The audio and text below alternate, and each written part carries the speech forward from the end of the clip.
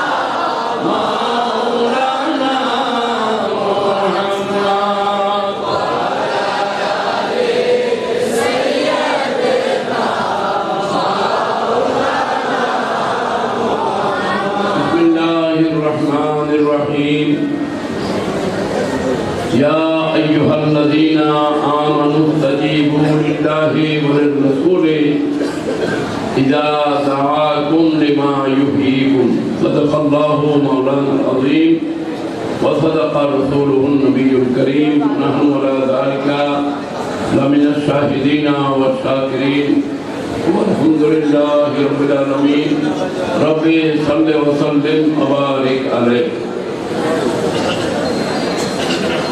الحمد لله والشكر لله কুমিল্লা শহরের এই বক্সিয়া দরবার শরীফে চকবাজার এলাকায় হযরতে নবী বখশ রহমতুল্লাহ আলাইহি সালানা উরুস মুবারক উপলক্ষে আজিম শান এই বরকতমণ্ডিত নুরানি জলসার যিনি মীর মজলিস জানে মজলিস আজিজে গ্রামী মৌলানা মোহাম্মদ কুতুবউদ্দিন সাহেব দিদামুল গুরু এবং যিনি আমার এখানে আসার জন্য যোগাযোগ করেছেন আসতে যাওয়া করেছেন আমার প্রিয় ছাত্র আজিজ গ্রামী মৌলানা মোহাম্মদ মঈনুদ্দিন এবং আরো যারা যারা সহযোগিতা করেছেন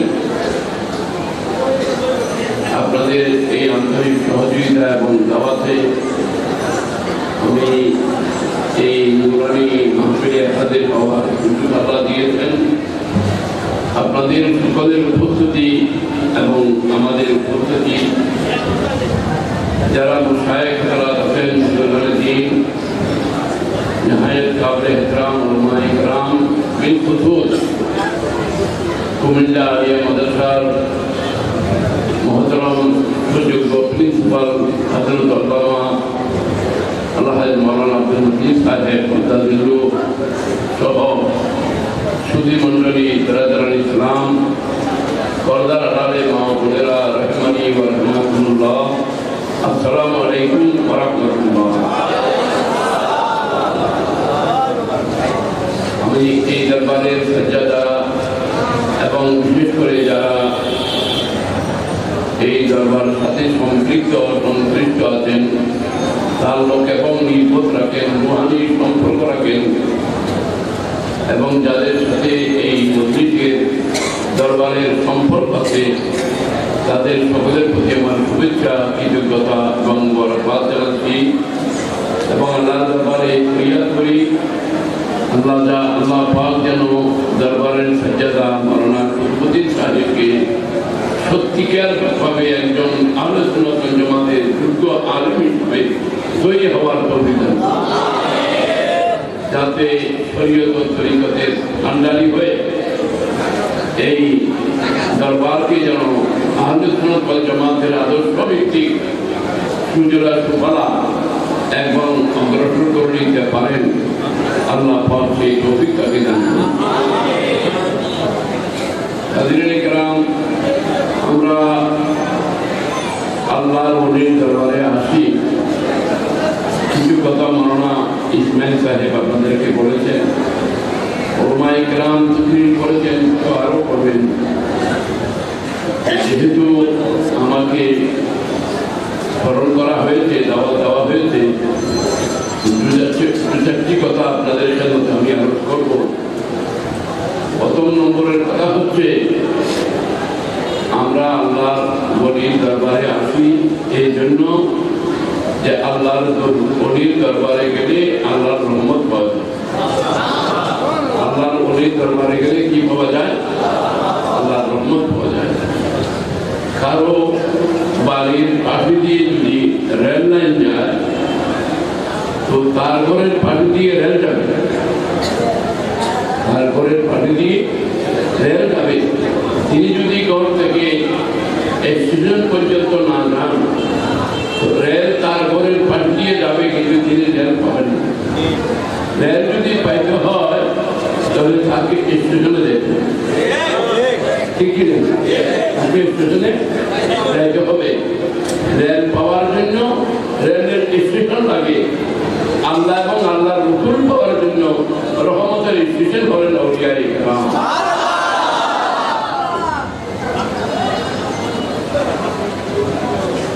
সেই আল্লাহর ওলির দরবারে আমরা এসেছি এবং আল্লাহর ওলির দরবারে রহমত নাযিল হয়। আল্লাহর দরবার ওলির দরবারে কি নাযিল হয়? রহমত নাযিল হয়। তাই তো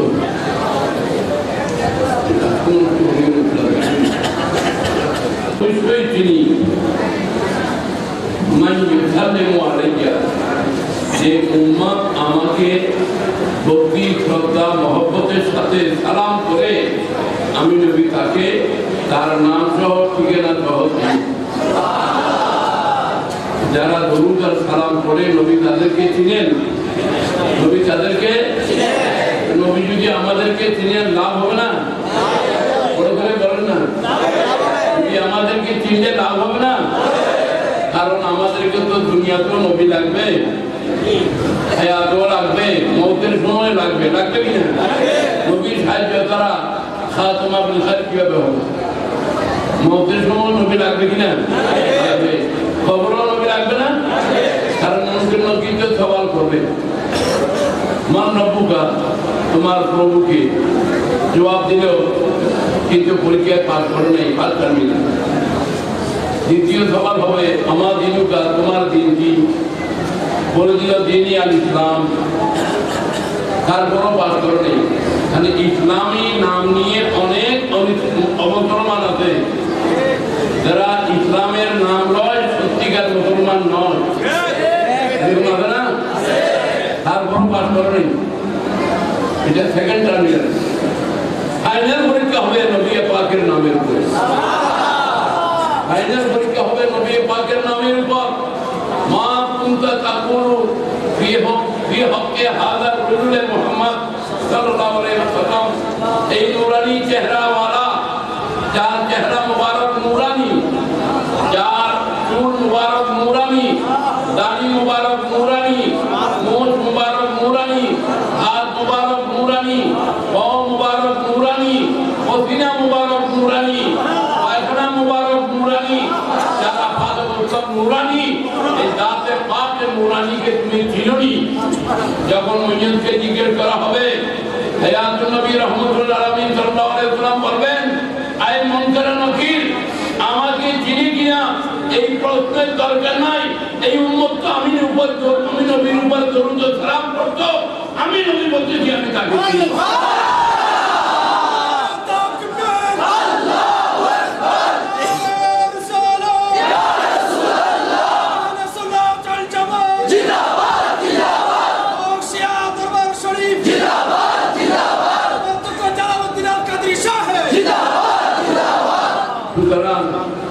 আল্লাহ আমাদেরকে নামাজ পড়ার হুকুম করেছেন, কিন্তু আল্লাহ নিজে নামাজ পড়েন না। আল্লাহ কার জন্য পড়বেন? আমরা আল্লাহর জন্য পড়ি। हम नमाज पढ़ते हैं क्योंकि अल्लाह माबूद है, हमारा माबूद है, हम इबादत करते हैं। আল্লাহর জন্য আমরা নামাজ পড়ি, রোজা আল্লাহর জন্য রাখি, হজ আল্লাহর জন্য করি। নামাজ, রোজা, হজ, যাকাতের হুকুম করেছেন। আল্লাহ নামাজও পড়েন না, রোজাও রাখেন না, হজও করেন না, যাকাতও দেন না। কিন্তু আল্লাহ বলেন একটি আমল আমি নিজে করি, একটা কাজ আল্লাহ করেন, সমস্ত ফেরেশতাদেরকে নিয়ে করেন। ইন্নাল্লাহা ওয়া মালাইকাতাহু ইউসাল্লুনা আলান নবী, আল্লাহ পাক রব্বুল আলামিন সমস্ত ফেরেশতাদেরকে নিয়ে রাসূল পাকের উপর দরুদ পড়েন। এবং আল্লাহ বলেন এই মুমিনও, আল্লাহ মুমিনকে বলতেছেন যারা নামাজ পড়ে তাদের কেন এই নামাজ দিয়ে পড়েন নাই, এই রোজাদার এই কথা বলেন নাই, এই হাজি এই টুপি এই কথা বলেন নাই। বলেছেন যে ইয়া আইয়ুহাল্লাযীনা আমানু, এই মুমিনও, যাদের অন্তরে ঈমান আছে, যারা আল্লাহর তাওহীদকে বিশ্বাস করে, আল্লাহর নবীকে ভালোবাসে, মহব্বত করে, যাদের অন্তরে ঈমান আছে, তোমরা ওই কাজ করো যেই কাজ আমি ফেরেশতাদেরকে নিয়ে করি, তোমরা সবাই মিলে আমার নবীর উপরে দরুদ পড়ো। এটা হলো খুদাই আমল। আল্লাহর নবীর উপরে দরুদ পড়েন, আল্লাহর নবীর উপরে কি পড়েন এবং নবীকে সালাম করেন। আল্লাহ বলেন তোমরা আমার নবীর উপরে দরুদ পড়ো, তোমরা আমার নবীকে সালাম করো।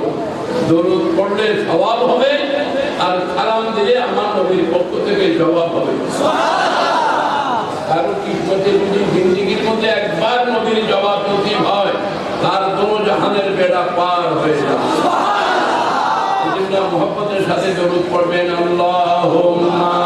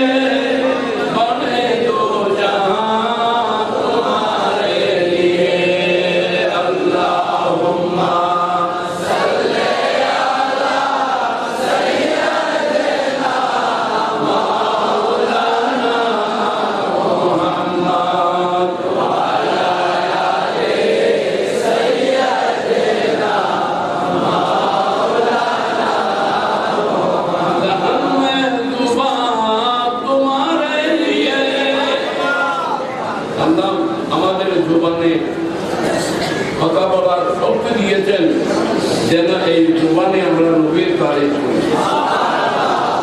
দহন মে জুবান তোমারে লিয়ে, বদন মে হ্যায় জান তোমারে লিয়ে, রে হাম আয়ে ইহাঁ তোমারে লিয়ে, উঠে ভি वहां तुम्हारे लिए। अल्लाहुम्मा सल्ली अला सय्यिदिना मौलाना मुहम्मद व अला आलि सय्यिदिना मौलाना।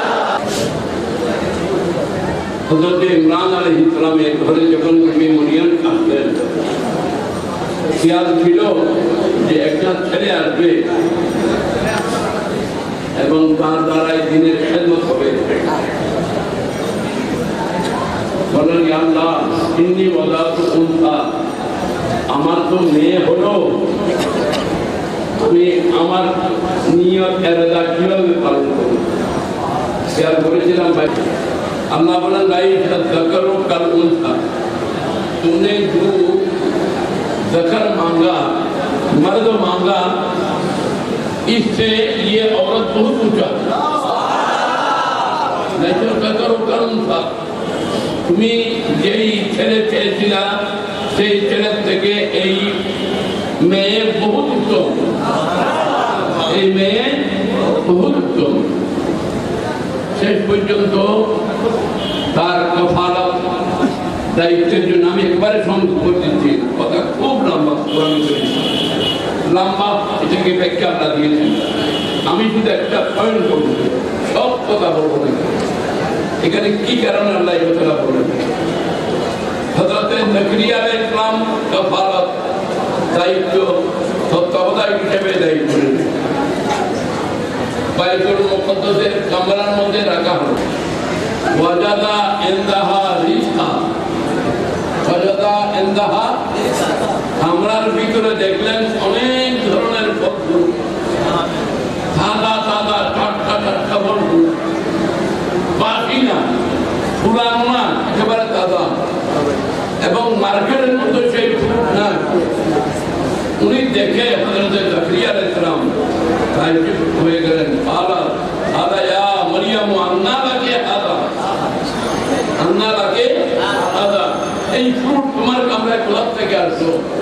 আলা হুয়া মিন ইনদিল্লাহ, হুয়া মিন খালু, এটা দুনিয়ার বাজারের ফল ফ্রুট নয়, এটা আল্লাহ বেহেশত থেকে বাড়াই দিয়েছেন। আর জান্নাত মনে রাখবেন এটা ইমানদারের মৌলিক ঠিকানা। আমার বাবা বুঝে দিন, আমি জানি বাবা বুঝতে দেন। জান্নাত ঠিকানা এটা খার বাড়িঘর খার ইমান খাম ইমানদারের বাড়িঘর। এই জন্য আমাদের মৌলভী বাড়ি আদম আলাইহিস সালামের ঠিকানা না বের তো বাবা আদম এবং হাওয়া দুজন দিলেন না মা বাবা, তো মা বাবার সম্পদ কে ভাই? সন্তানই তো ভাই। তো মা বাবার জন্য যে জন্য ওইটার হকদার তো আমরা আওলাদ যারা ইমানদার তারাই হবো, আর বাকিরা হবে না। বাকিরা আর ওয়ারিস নয় যারা জান্নাতের তাদের জিম্মায় মালিকানাও নাই। শয়তান কিছু করে না একটু হাসাহাসি করছিল। আমরা আমি দুইজনকে বাইর করছি। আরে তুমি কোথা থেকে বাইর করছি?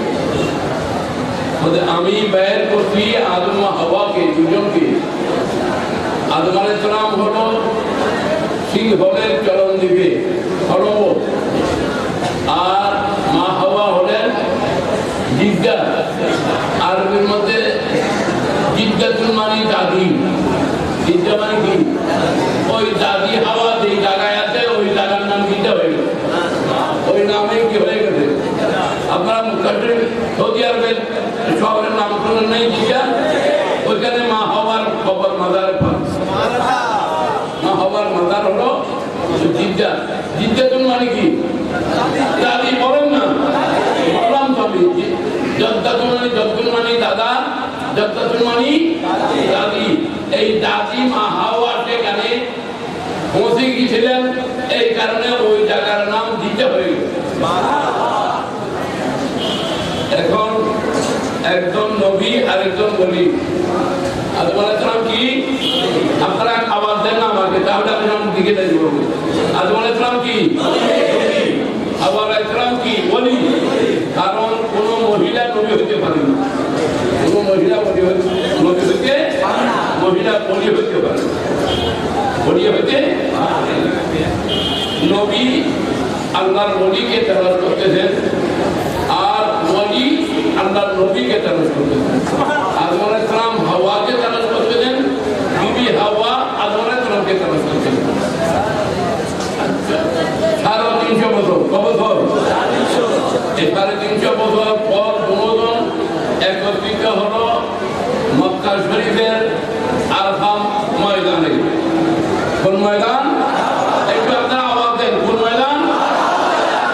মাঠ ছিল জিলহজ্জা, তারিখ ছিল 9, সময় ছিল দুপুর। সময় ছিল দুপুর। আল্লাহ বলেন নবী ওলিকে তালাশ করেছেন, নবী আদম আলাইহিস সালাম ওলি হাওয়াকে, হাওয়া ওলি তালাশ করেছেন নবীকে, নবী ওলিকে তালাশ করতেছেন, ওলি নবীকে তালাশ করতেন। এই দুইজন একে অপরকে তালাশ করতে করতে 350 বছর পর দুজন একত্রিত হলেন ময়দানে আরফায়। আরফা মানে পরিচয়, আরফা মানে কি? পরিচয়। তারা দুজনের পরিচয় হলো যেই ময়দানে, যেই মাসে, যেই তারিখে, যেই দিনে আদম আলাইহিস সালাম আর হাওয়া আলাইহিস সালাম কদম রেখেছেন। আল্লাহ বলেন ওই দিনে বিশ্ব মুসলমানের জন্য আমি হক ঘোষণা করলাম। কারণ আমার নবীর কদম যেখানে পড়েছে, আমার ওলির কদম যেখানে পড়েছে, আমি আল্লাহ সেটাকে আরফা ঘোষণা দিলাম, বিশ্বের মুসলমানের জন্য হক ঘোষণা করলাম। আমি আপনাদেরকে আবার বলি, হজ মানে কি? হজের পরম্পরা, নামাজ 100 রাকাত নামাজ পড়া, 1 লাখ তসবিহ পড়া, কিছু না, কিছু এগুলা হজের জন্য শর্ত না। শর্ত হলো হজের নিয়তে ইহরাম করে ওই নির্ধারিত তারিখে ওই জায়গার মধ্যে হাজির হওয়া। তো আল্লাহর নবী যেখানে কদম রাখেন, আল্লাহর ওলি যেখানে কদম রাখেন, সেই জায়গা এত পাক আর পবিত্র হয়, সেখানে হাজির হওয়াটাই হজ হয়ে যায়। আদম আলাইহিস সালামের কদম পড়াতে আরফা হয়ে গেল। ইব্রাহিম আলাইহিস সালামের কদম পড়ার কারণে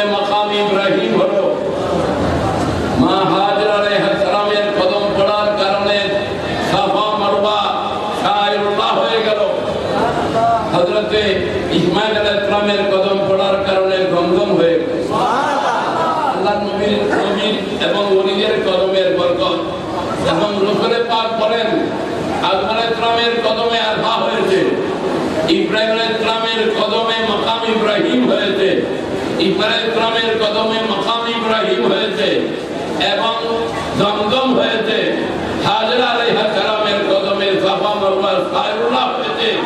আমার প্রিয় নবী বলেন জাআতুল আরদা মসজিদান ওয়া তুহুরা, আমি নবীর কদম যখন এই জমিনে পড়ল সমগ্র কায়নাতের জমিনকে আল্লাহ মসজিদ বানিয়ে দিয়েছে।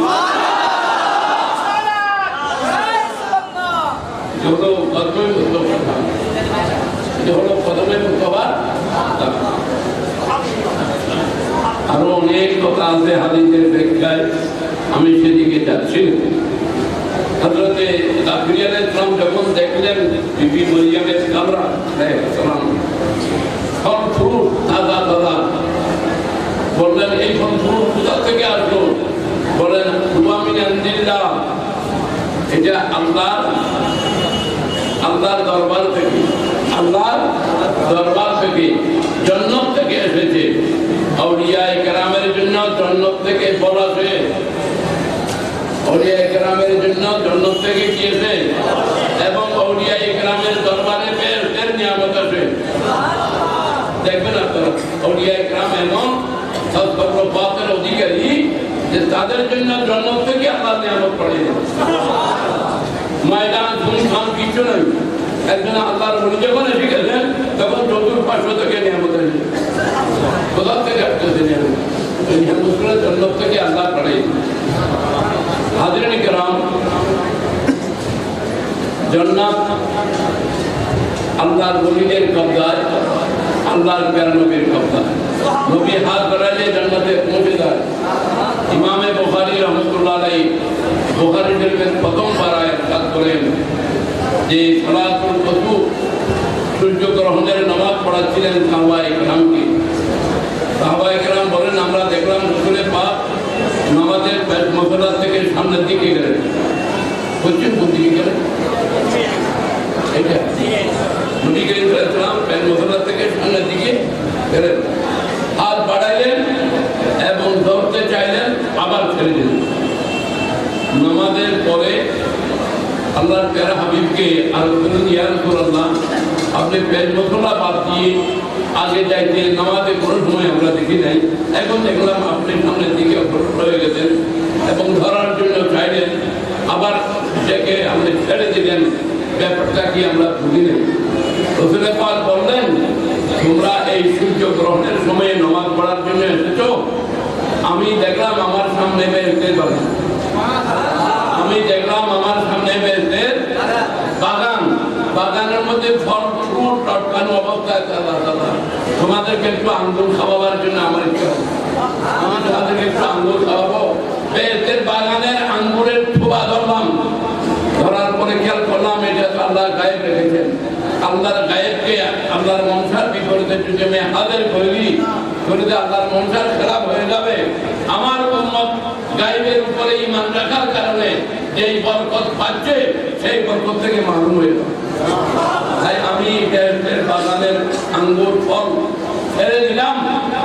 যদি আমি লইতাম কিয়ামত পর্যন্ত সমস্ত পৃথিবীর মানুষ খাওয়ার পরও এই ফল শেষ হয়ে যাবে, কিন্তু আমি গায়েবকে গায়েবের মধ্যে রাখি দিলাম, তোমাদের সামনে পেশ করলাম না। তো যিনি গায়েবকে গায়েবের মধ্যে রাখলেন তিনি কি গায়েব জানেন না? এমন আমাদের দেশে পয়দা হয়েছে যে যারা একথা বলতে পারে নবী ইলমে গায়েব জানেন না। আলিমুল গায়বে ফালা ইউযহিরু আলা গায়বিহি আহাদান ইল্লা মান ইরতাদা মিন রাসূল।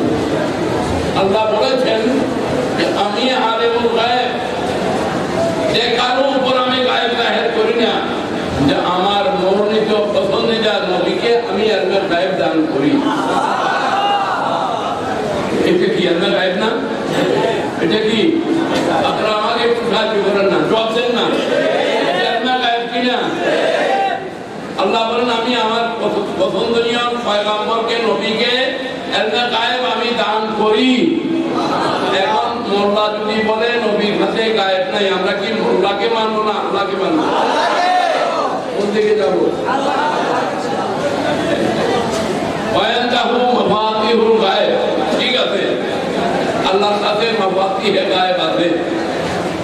অস্বীকার করি না, আমরাও মানি। শুনেন, আমরাও মানি মাফাতিহে গায়েব, গায়েবের পুঁজি, গায়েবের খাজানা আল্লাহর কুদরতের কাছে, ঠিক আছে। কিন্তু উতীতু মাফাতিহা খাজাইনে সামাওয়াত ওয়াল আরদ, নবী পাক বলেছেন আল্লাহ আমাকে আসমান ও জমিনের খাজানার চাবি আমার হাতে আল্লাহ অর্পণ করেছেন। বোঝা গেল ইলমে গায়েব জাতি আল্লাহর কাছে, ইলমে গায়েব আতাই আমার নবীর কাছে। তোমরা কিছু বলো আর কিছু বলো না, কি ধরনের মৌলবী কোরআন বুঝো না, কিতাব বুঝো না, আর মাহফিলে এসে ওয়াজ করে, লজ্জা থাকা এরম নাই, কারণ নাই। তোমরা এমনি ভালো কথা বলে চলে যাও, আর চারটু ভাষা বলো না, এরম নাই, কারণ নাই। নবী পাকের সামনে জানান, নবী নবী নবীর কাছে ইলমে গায়েব আল্লাহ দান করেছেন, কে দান করেছেন? আল্লাহ নিজে ঘোষণা করছেন আমি নবীকে ইলমে গায়েব দিয়েছি। আর কেউ যদি বলে নবীর কাছে ইলমে গায়েব নাই, তাহলে বোঝা গেল নবীর কাছে ইলমে গায়েব আছে, তোমার কাছে এলম না।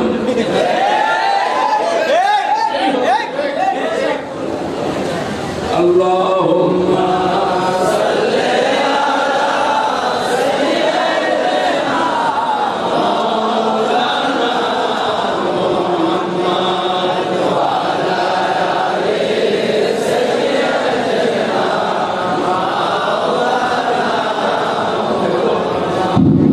দৌড়ে পড়ে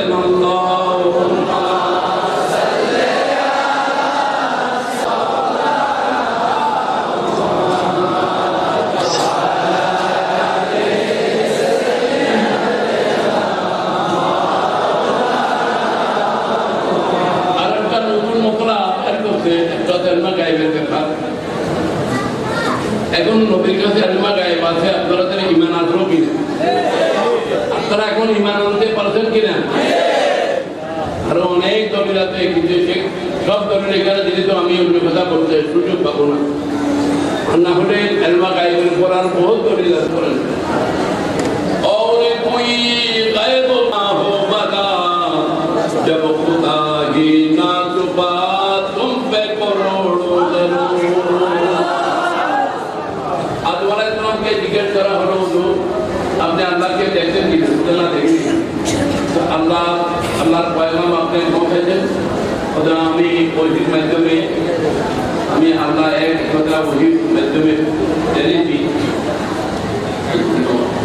আল্লাহর পদানিদের পয়গাম পৌঁছে। আপনি আল্লাহকে দেখেছেন না দেখেননি? নূহ আলাইহিস সালাম আপনি আল্লাহকে দেখেছেন? দেখলেন।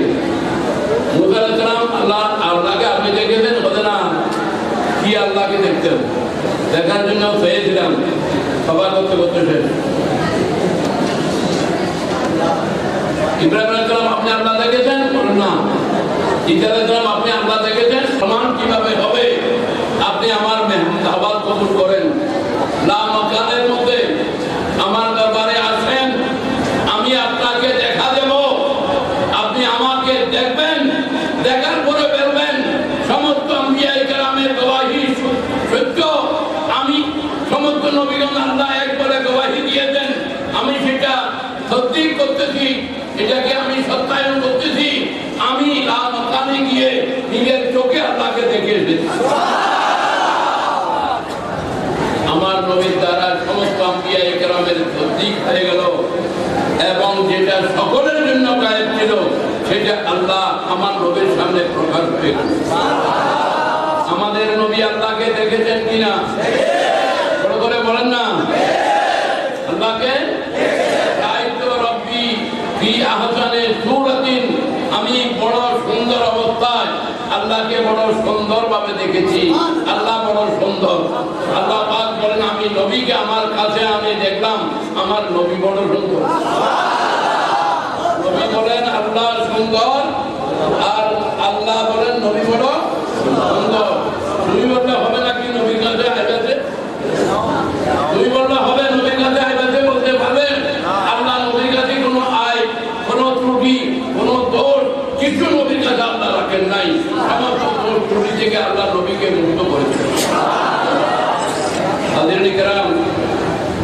আমি একটা মশলা আপনাদের কাছে বলি, কিন্তু বুঝতে কষ্ট হবে।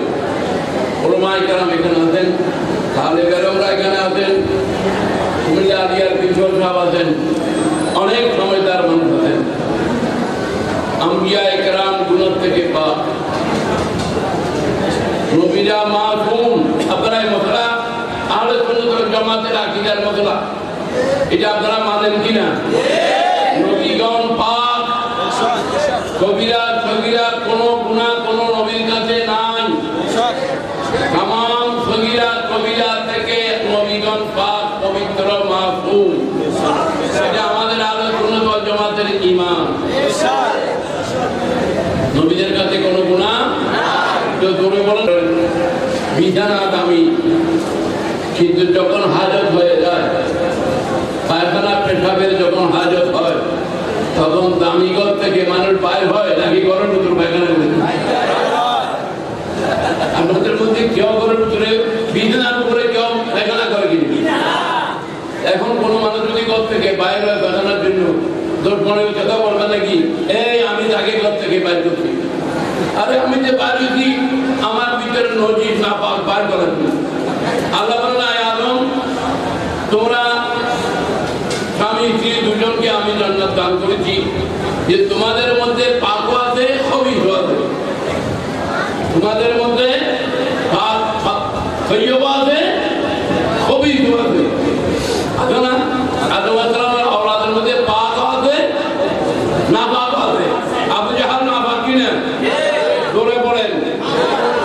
আপনারা আওয়াজ না করলে আমি কেন আওয়াজ করবো? আবু জাহেল না পাক কিনা? আবু লাহাব না পাক কিনা? উতবা সাইবা না পাক কিনা? ফেরাউন নমরুদ না পাক কিনা? এই সমস্ত নাপাককে আমি বের করে রাখবো না। এই সমস্ত নাপাককে আমি বের করে রাখবো না। এদেরকে তুমি মেহরবানি করে জমিনের মধ্যে রাখিয়ে সবার মধ্যে তারা এই জমিন থেকে সিধা জাহান্নামে চলে যাবে। তারা জমিন থেকে সিধা জাহান্নামে, আর তারা তোমার আওলাদ হবে। কথা খেয়াল করেন, যারা তোমার আওলাদ হবে তাদেরকে সাথে নিয়ে তুমি আবার এই জান্নাতে চলে আসবে ইনশাআল্লাহ। আমরা আবার নবীর সাথে, নবীদের সাথে আল্লাহর ওই জান্নাত আমাদের বাপ-দাদার সম্পত্তি, আমাদের বাপ-দাদার সম্পত্তি। মানুষ কেউ বাপ-দাদার কথা না, আরে এই জায়গা কি জায়গা? আসল জান্নাতের জায়গা সেটাই মা বাপের জায়গা। আমাদেরকে সেটাই গ্রহণ করতে হবে, আমরা সেটাই আল্লাহ দরবার থেকে নেব ইনশাআল্লাহ। অসাধারণ, তুমি যে হাসি করছিলা, আমি দুইজন বাইর করছি, এখন তো ৬০০০ কোটি আদম আলাইহিস সালামের সাথে যাবো, বুঝছো না? আর এখন আদম আলাইহিস সালামের জয় না শয়তানের জয়?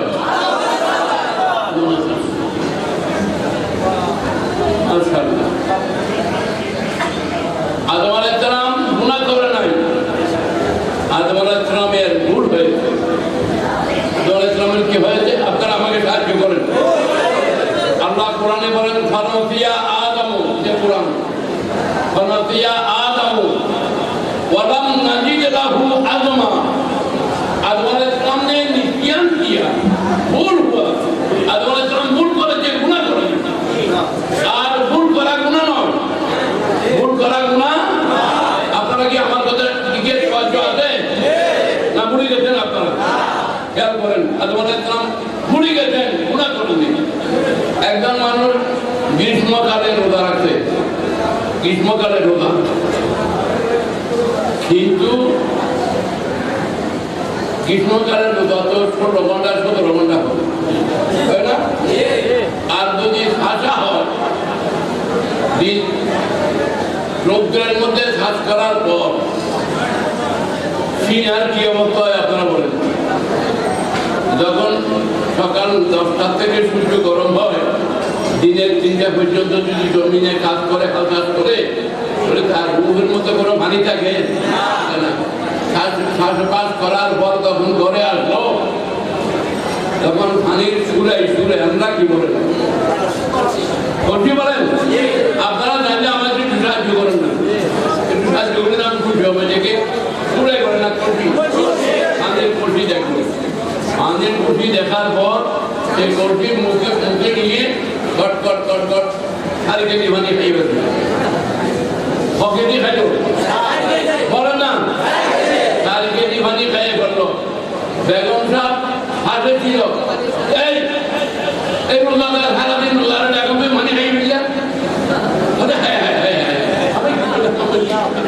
আমি তো শেষ করলাম আমার শেষ রোজা তো আমার গেল আমার তো একবারে মনে নাই আমি তো রোজা রোজি আমার মনে আমি যে রোজা রোজি আমার মনে নাই বলেন না আমি যে রোজা রোজি আমার মনে আমি তো বলে পানি খাই বেজাম আল্লাহ বলেন যে আল্লাহ এখন ফতোয়া কি হবে তুমি তো ইয়া রাসূলুল্লাহ আপনি ফতোয়া দেন রোজা আছে না রোজা ভাঙি গেছে আল্লাহ বলেন আমি ফতোয়া দিলাম বদ্দা তুমি রোজা পালন করো তোমার রোজা মুখে নষ্ট হবে এই হলো শরীয়তের ফয়সালা এই হলো শরীয়তের ফয়সালা ভুলের দ্বারায় পানি খাইয়ে ফেলতো রোজা ভাঙবে না কারণ ভুল অপরাধ নয় ভুল কি নয় ভুল অপরাধ নয় আল্লাহ বলেন ফানসিয়া আদম ওয়া লাম নাজিদ লাহু আযমা আদম আলাইহিস সালাম ভুল করেছে আদম আলাইহিস সালামকে ভুলে যাওয়া হয়েছে আদম আলাইহিস সালামকে ভুলে যাওয়া হয়েছে আল্লাহ পাক রব্বুল আলামিন নবীদেরকে কোন সময় কোন কাজ ভুলাই দেন নবীদেরকে আল্লাহ ভুল করান ভুল করেন যে না তো আল্লাহ করা দেন ভুল আল্লাহ সহিহ বুখারী শরীফের হাদিস হুজুর করিম সাল্লাল্লাহু আলাইহি ওয়াসাল্লাম 6 রাকাতের নিয়ত করেছেন সাহাবায়ে কেরাম নামাজ পড়তেন সহিহ বুখারী যারা বুখারী পড়ে পড়ায় তারা জানে আল্লাহর প্যারা হাবিব 2 রাকাত নামাজের পর সালাম করে বলেন নিয়ত করতেন তাইজবাতে নিয়ত করতেন একটু দৌড়ে বলেন না করে তাইজবাতের নামাজ 2 রাকাতের পরে কি করতেন সালাম করে বলতে দুলিয়াদাইন সাহাবী দাঁড়িয়ে গেলেন ইয়া রাসূলুল্লাহ আনাফিদা আম কাসারত সালাম আপনি কি ভুলে গেছেন নাকি নামাজ কসর করে ফেলেছেন কোনটা আমি ভুল করি নাই নামাজও কসর করি নাই আল্লাহ ভুলাই গিয়েছেন আর আমার বান্দাদের সুযোগ সুবিধার জন্য আমার উম্মতের সুযোগ সুবিধার জন্য আল্লাহ ভুলাই দেন আল্লাহ কি করেন ভুলাই দেন আর কোন সময় নবীগণ আল্লাহর সাথে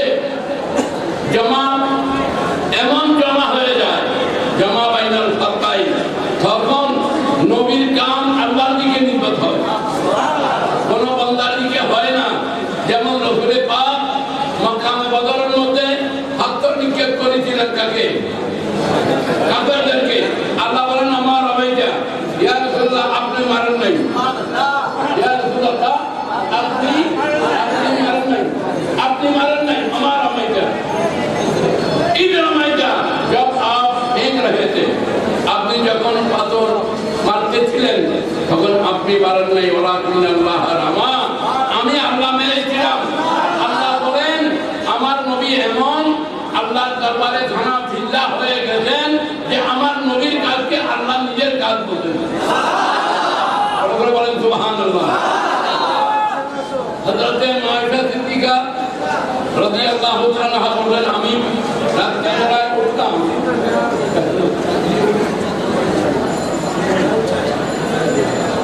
আল্লাহুম্মা